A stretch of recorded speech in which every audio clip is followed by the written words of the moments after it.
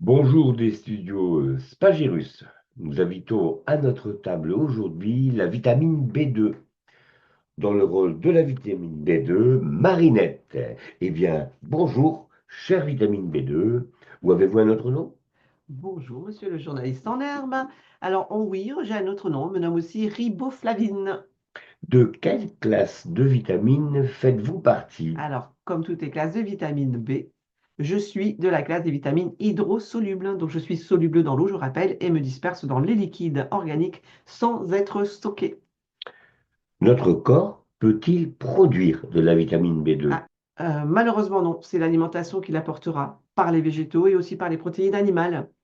Quel est votre rôle?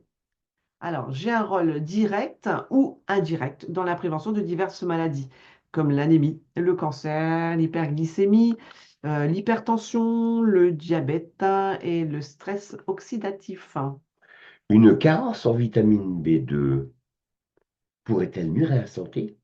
Une carence aurait déjà des effets sur l'absorption du fer, la production du tryptophane, le système digestif et cérébral et les troubles de la peau. Cette carence peut perturber aussi le métabolisme d'autres vitamines comme la vitamine B6 et la vitamine B9. Quelles sont les personnes risquant ces carences? Alors, bien sûr, les femmes enceintes et les femmes allaitantes, les végétariens, Ah, les personnes âgées, les sportifs, mhm. les fumeurs et les personnes diabétiques. Je peux ajouter de petites choses.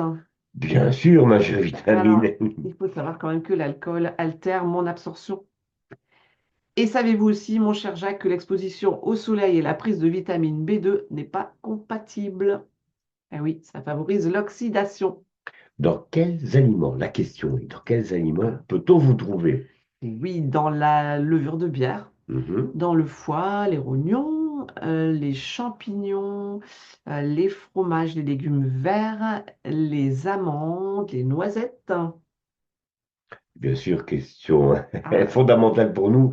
Et dans quelles les plantes plantes sauvages, vous sauvages? allez me demander, bien Oui. sûr. Notre pissenlit, hein, toujours, surtout dans les feuilles, et Et bien dans sûr, l'ortie, pareil. dans notre ortie, Oui, notre oui. vraie mine de bienfaits pour la santé. Les feuilles de plantain et dans la mauve, les fleurs et les feuilles de la Ah. mauve. Quels sont les apports nutritionnels? Alors, la vitamine B2 varie selon l'âge, le sexe et conditions physiologiques, bien sûr, hein. Donc, pour les adultes et adolescents, on va dire 1,1 mg pour les femmes et 1,3 mg pour les hommes. Après, pour les enfants, selon l'âge toujours de 12 mois, donc de 1 an à 13 ans, entre 0,5 et 0,9 mg. Mhm. Et pour les femmes enceintes, 1,4 mg, c'est un peu plus, et les femmes adultes encore plus, 1,6 mg. Merci beaucoup, chère vitamine B2, de nous avoir consacré un peu de votre temps et de nous avoir apporté toutes ces précisions. Mais je vous en prie, mon cher Jacques, c'est toujours un plaisir.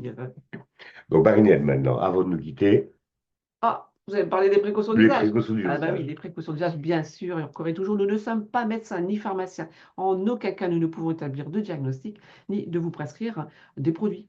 Nous sommes juste là à titre consultatif, hein, et nous tenons juste à partager nos connaissances.